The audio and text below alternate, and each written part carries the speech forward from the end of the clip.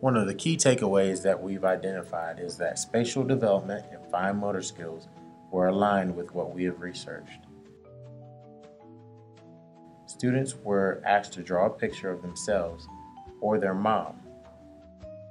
The actual progression of sophistication in details and structure were very apparent from pre-K through second grade.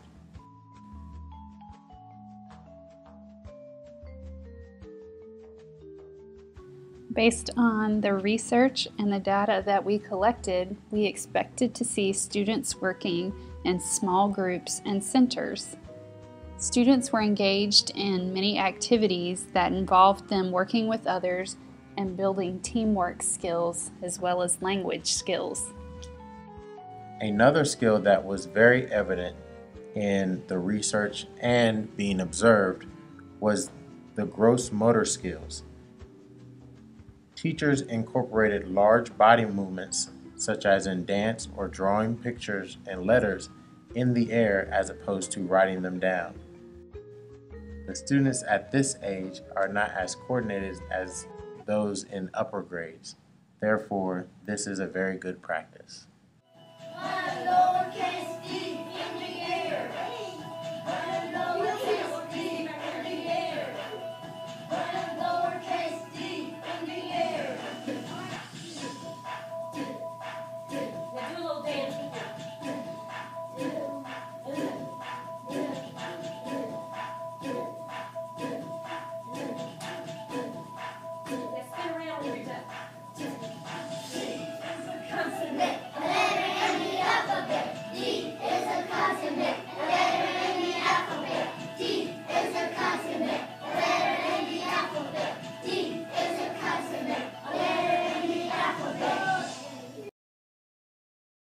In terms of literacy, you could see a sequential development of skills as the students moved from pre-kindergarten all the way up to second grade.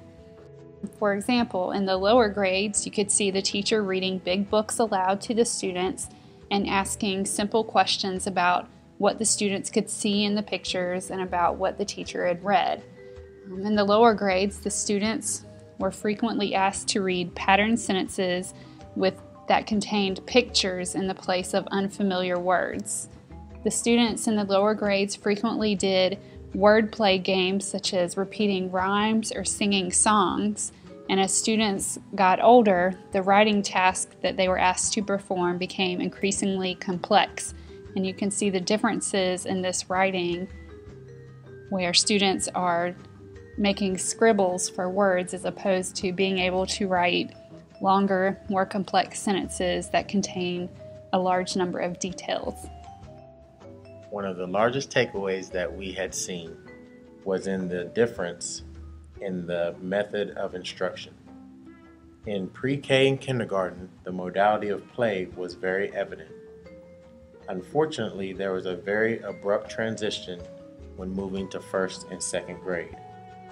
In first and second grade, the limit of activities using most gross motor skills was very transparent.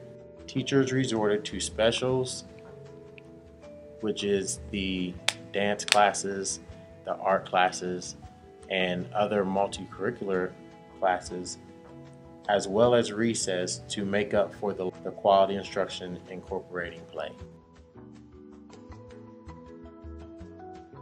We also noted that there was a lack of student interaction with one another as the students transitioned into first and second grades. In kindergarten and pre-K, the students were allowed to interact and play with one another in order to learn from one another, whereas in the first and second grade classrooms, the teacher stood at the front of the room and lectured while the students sat at their desk and wrote what the teacher had written on the board.